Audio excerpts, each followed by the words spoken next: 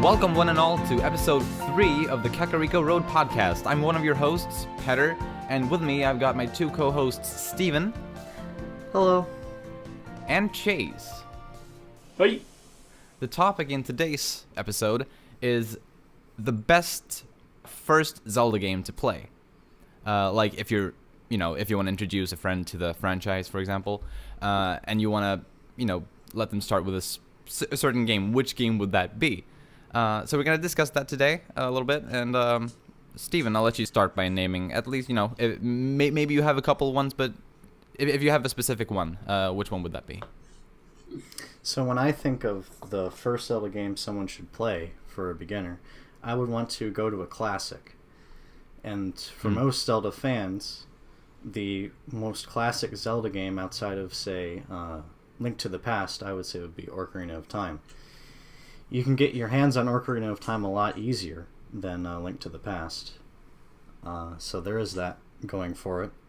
I just think it's the classic story of Link, Ganon, and Zelda. And also, I think it also introduced the Gorons as well. Right? It did, and the Zorases, too. Okay. Well, and technically the Zoras, there were a form of Zoras in the original game. So right, yeah, there were river Zoras before, but not like these civilized Zoras, exactly. Yeah, so it introduced two new races. I guess the most iconic races, or two of the most iconic races in the Zelda series. Yeah, and to be fair, they also didn't introduce the Kokiri, the Gerudo, and the Sheikah, sort of, right? Yeah. Yeah, it was very much like a story revolution for the series. Definitely.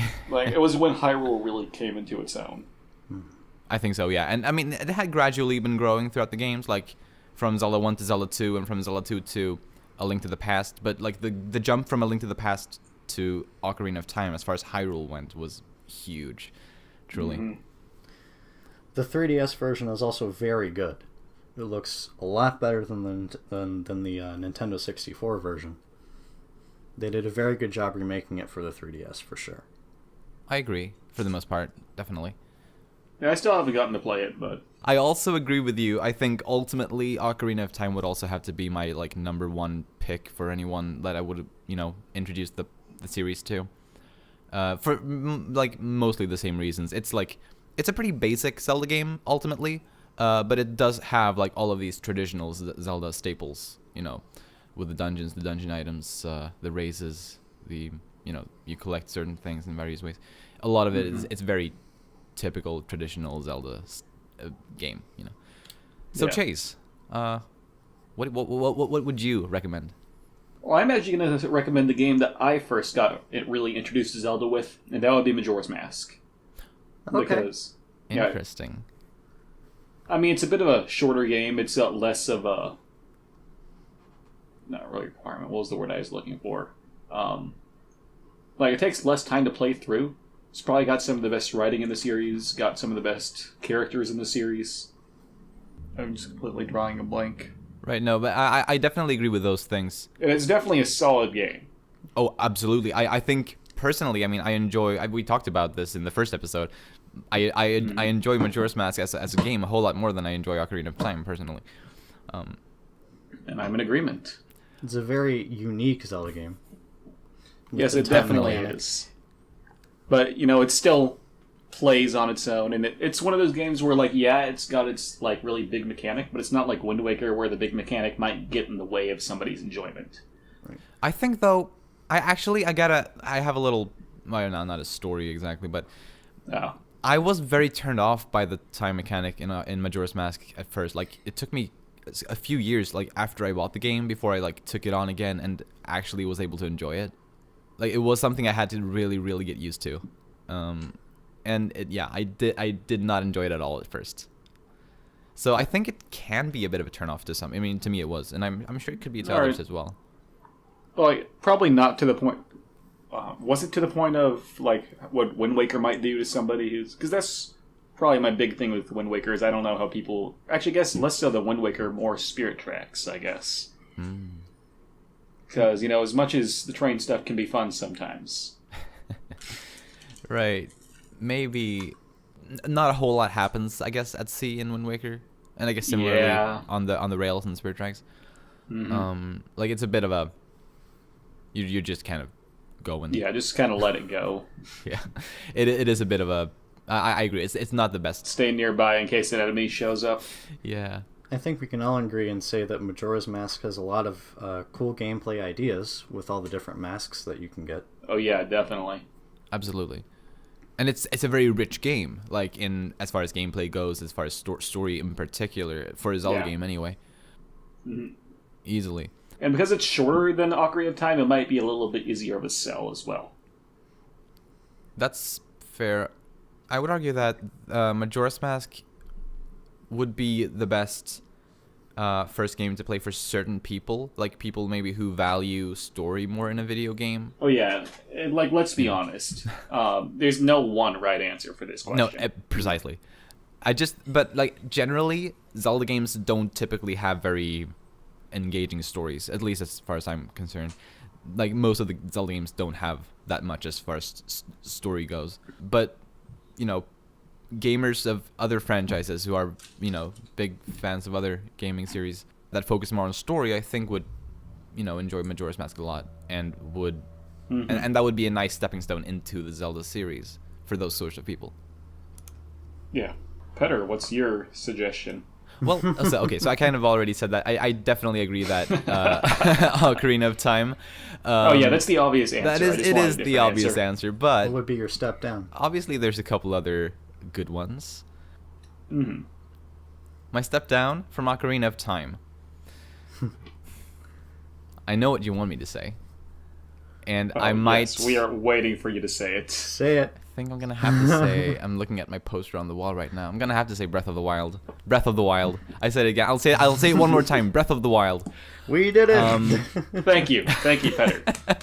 So Now go and monologue about Breath I of the think Breath of the Wild, similarly to Majora's Mask, I think Breath of the Wild would be a nice stepping stone into the franchise for, I guess, for people who may have enjoyed, you know, big open world games a lot.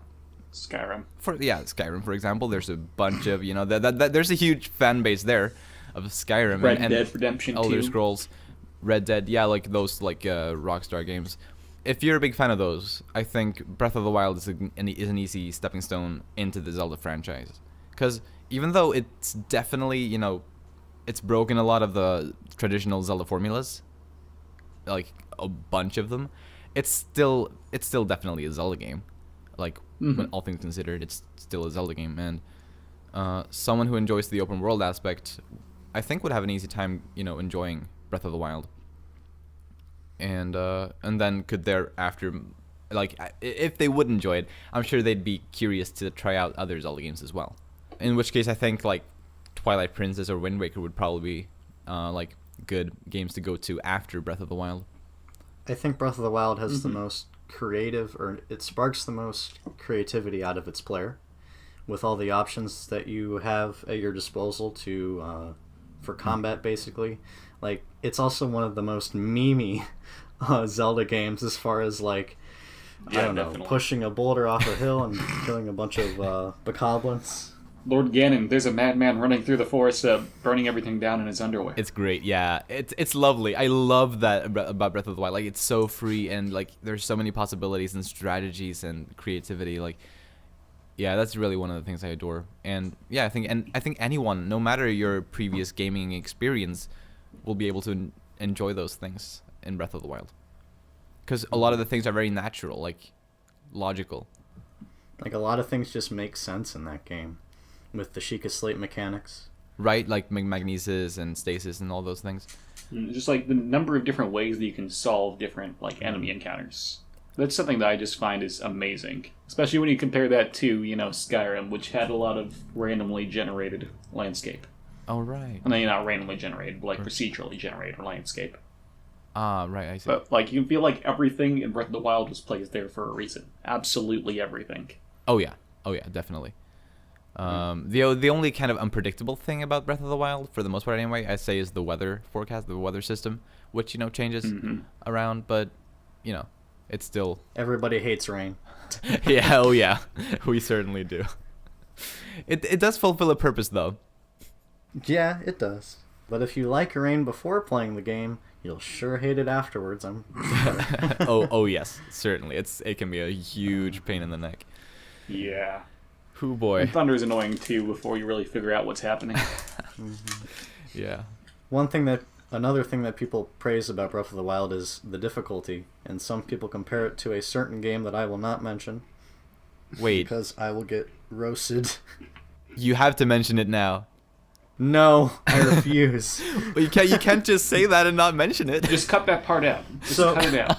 So people have been saying that this is compared to Dark Souls. Some people have done that. Some people have done it. Interesting. Seriously? Because of how difficult it is. That's very interesting. I don't think it's anywhere near. Everybody compares difficult games to Dark Souls. I guess what happens nowadays. That's just what it is. Yeah. That is definitely true. It is the Dark Souls of Zelda. I'm not saying Breath of the Wild is compared to Dark Souls. I'm just saying that when it came out, everyone compared it to Dark Souls for some reason. I mean, certain parts of the game can certainly be challenging. I won't argue with that, but like the game as a whole is definitely not very hard.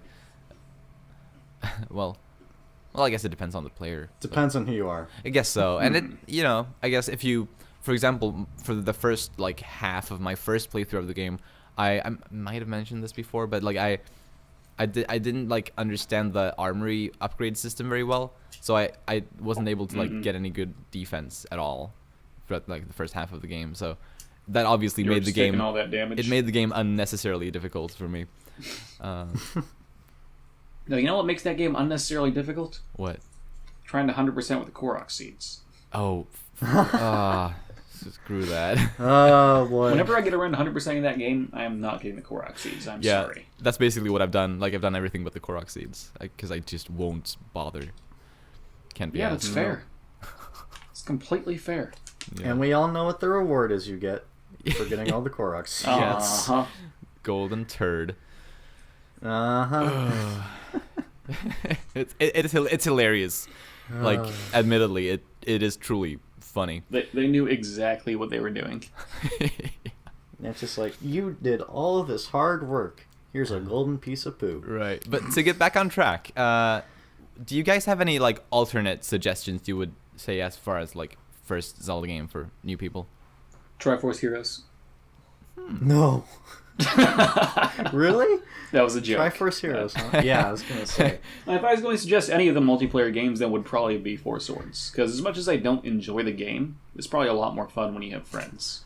I don't think I agree with that. I mean, I think they're both great with friends, as long as you have friends to play them with. But I think Triforce Heroes is more creative and more fun to play with friends than... Yeah, I admit, I haven't played Triforce Heroes, so I can't say. Right. But especially like if you're the one introducing a friend, you get one of those games and play it with them.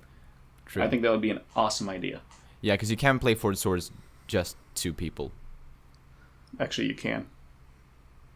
Yeah, I mean, yeah, that's what I said. You can. You can. Yeah. Right. Sorry, maybe I wasn't clear. So that does make it better in that sense. Yeah, and like I said, I can't actually speak for Triforce Heroes. I haven't played it. Well, if you're gonna go solo, just don't even bother. But maybe if you have a couple of friends, give it a try. Yeah, I can see it. So, Steven, do you have any alternate suggestions? I would say A Link Between Worlds. Ah, that's a nice one. Yeah. One reason it's easier to get a hold of for most compared to most games. It's also on the 3DS in addition to Ocarina of Time and Majora's Mask. It is a reimagining of Link to the Past. It actually has a lot of references and callbacks. Oh yeah. To the original. Mm-hmm. And in my opinion, it is probably the only 2D Zelda game that I will go back to if I were to go back and play one. That's just me, though. Right. The painting mechanic and merging into the walls, to me, is really creative and fun. Oh, yeah. Totally agree. Uh-huh. Mm-hmm. Yeah, they had a lot of good ideas in that game. And the renting an item system is pretty good, too. Yeah, if you weren't going to mention that, I was definitely going to mention that. Mm-hmm. Because I was kind of put off by it at first, but, it works well. Definitely does. And I think A Link Between Worlds is also... Like, it's a good representative of the 2D Zelda games. Yeah, definitely. Much like, I guess, Ocarina of Time might be of the 3D Zelda games. Or Breath of the Wild. Or actually, no. Breath of the Wild is not a good representative of the 3D Zeldas as a whole. It's not. Yeah. As much as I love it, it's not a good It's representative. not really a good representative of the Zelda series, honestly. Yeah, you're right. But yeah, as I said, Link Between Worlds is, I think, a very good representative of the 2D that's an games. excellent choice. Definitely. Petter, what do you think for another option? I guess my third option after Ocarina and Breath of the Wild, I think my would be A Link to the Past, actually. Another excellent game. Just because it's such a classic, and I think starting like with an early game can be a good thing as well. Not necessarily the very first game, even though that is an amazing game too. And actually, the first Zelda also could probably be a good stepping point like into the franchise. But I think A Link to the Past has a little bit more to offer. Yeah. Yeah, I think it's a very solid game. I think it'd be really cool if somebody played A Link to the Past and then played A Link Between Worlds right after. Oh, So they would be able to call out all the references and callbacks. That would be a great 1-2 punch welcome to Zelda. Because those are also both great games. Totally, yeah. And you know what else comes with the Game Boy version of A Link to the Past? 4 swords. Perfect. Yeah, that is given you're playing the Game Boy Advance version. Yeah, but I think it's the better version of the SNES version, but that's just me. And you need a GameCube version of Four Swords to play the game, right? No. No, you So, don't. you're thinking Four Swords Adventures. I thought it... Oh, okay. I was Four gonna Swords say, I remember Adventures one of is the a Four different Swords games required that you one's to for have GameCube. 2 screens. Okay. Yeah, the one on Game. If you want to play multiplayer on the game on Adventures on GameCube, you will need, I think, multiple Game Boy Advances connected to the GameCube. I think. Yeah, that's right. It's that sounds super right. so, weird. Yeah, I've only played it solo because of that. I haven't even played Four Swords Adventures yet. I want to, but I haven't.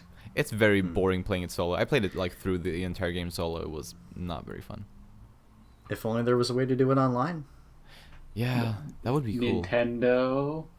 Nintendo. We should actually go play Triforce Heroes. Exactly. They gave us Triforce Heroes, which is like insanely fun, as long as you do have the 2 friends to play with.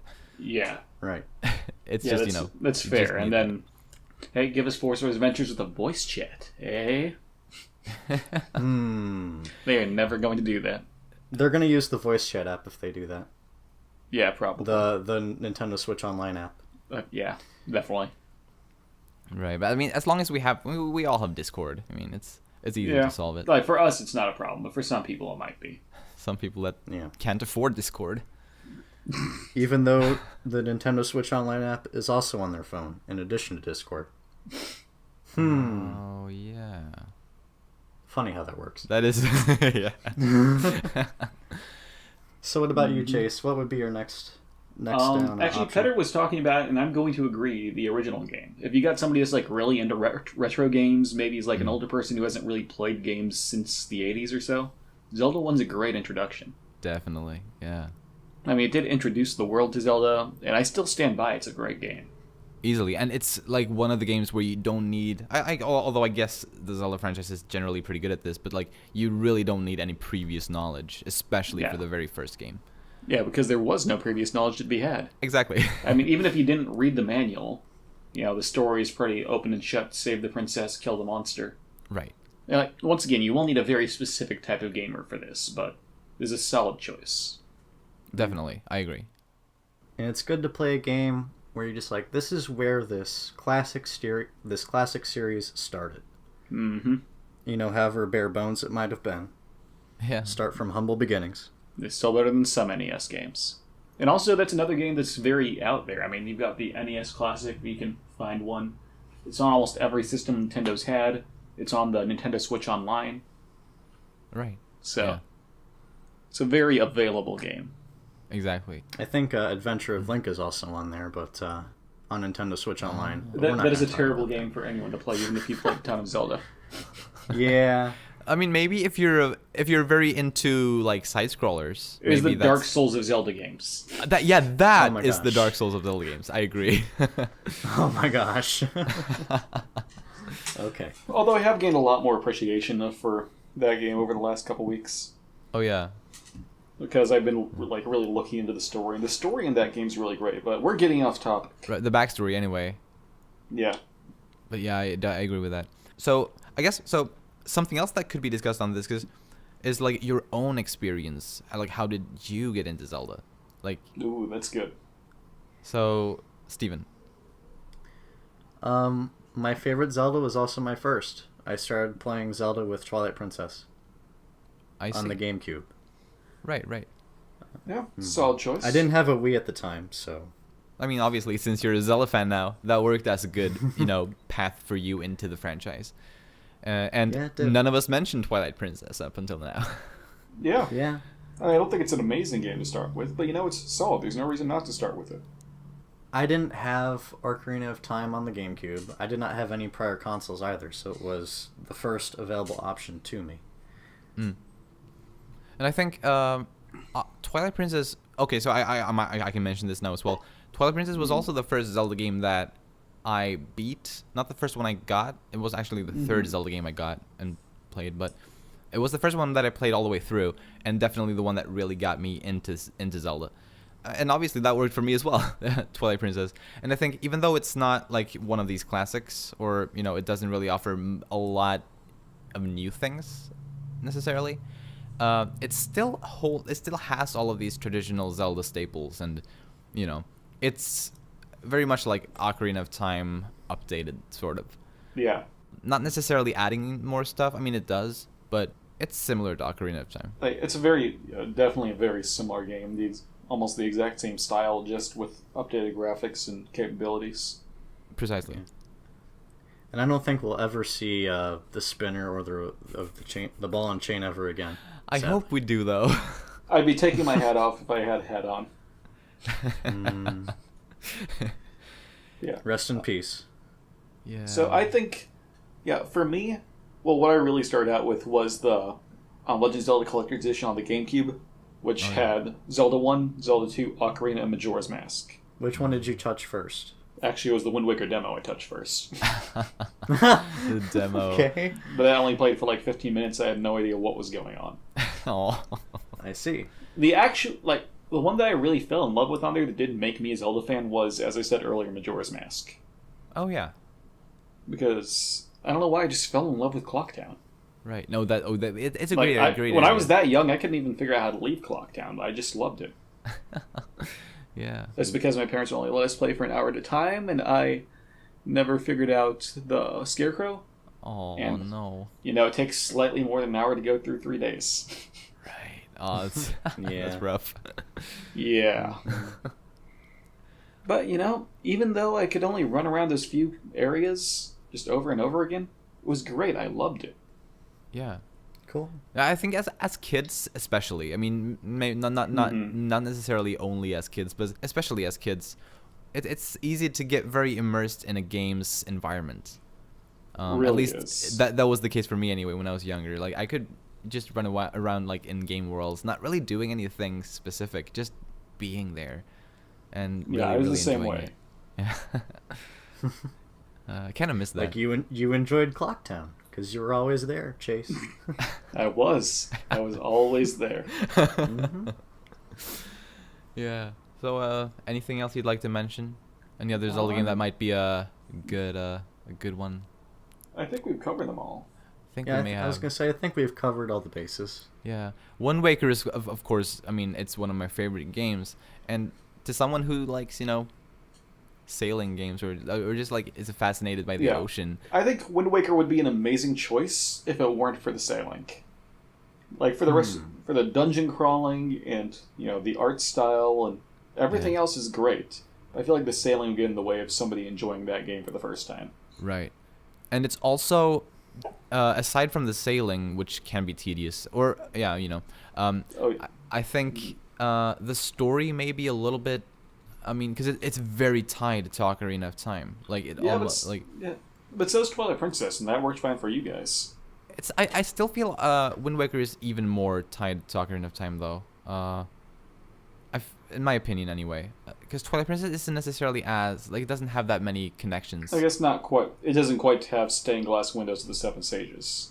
For example, and I mean the entire backstory of Wind Waker is about the hero of time and how he saved the kingdom, and then the evil came back again, and there was but I no don't think hero you need to save him. understand Ocarina of Time to really understand that. 'Cause it's still a very general fantasy story. That is true. That Like is the true. ancient hero sealed away the evil, but the evil got out and is now hiding somewhere in the world. Yeah, you know what could be kind of cool would be to have Wind Waker be your first Zelda game you play, and then you learn this whole backstory about the hero of time, and then you and- play Ocarina after that. Yeah, that would be good. That would be pretty cool. I think we could probably design like an entire other episode about like which order you should play the Zelda games in. Yeah, 'Cause maybe we've done that'll that a come couple up. times this episode. I will say though, if you start with Wind Waker, probably play the Wii U version because I hear that one simplifies a lot of the Triforce yeah. charts. It 100%. simplifies a lot of things. And there's the fast sale as well. Precisely. Yeah, There's the fast sale. There's the Triforce shards are easier to collect, and you can see like how you're gonna be aiming with bombs from the boat, which in my opinion was a good thing. I've heard some people complaining about that, but I thought it was a good thing. Yeah, Wind Waker HD is definitely the much better version of the game. As much as I enjoyed it on the GameCube. Yeah. And of course, the camera. We don't Wait. talk about the camera. Oh yeah, it's We don't? taking selfies. Yeah, yeah. That I love that. You people. You heathens. Like I don't have a Wii U, but if I did, I'd be abusing the camera. Oh, and I had a lot of fun in the Wii U version. I had a lot of fun, like with the bottled mail. What do you call it? I know what you're talking about. Like you could Is it- like Yeah. put a message. Is it just or- called? I think it's just called Message in a Bottle. Probably. right. So you could put like written messages or photos in a bottle, and then you just throw it out, and you could find other people's messages and stuff. It was really fun. Although, of course, that whole thing died after Miiverse was taken down, but Oh, of course. Yeah. But it was- Rest in peace, Miiverse. I would not be taking off my hat for Miiverse. it was a lot of fun Wow, while it okay. lasted. It really was. I guess it was better than Miitomo. Like you'd find the most absurd things in there. It was really great. But yeah, if we don't have much more to add, I guess it might be a good time to round off the episode. I think you're right. I think that was all I had to say. All right, awesome. In that case, thank you so much for joining me, and thank you everyone for listening, whoever you are, and we'll see you all in 2 weeks. Bye bye. See ya. Bye.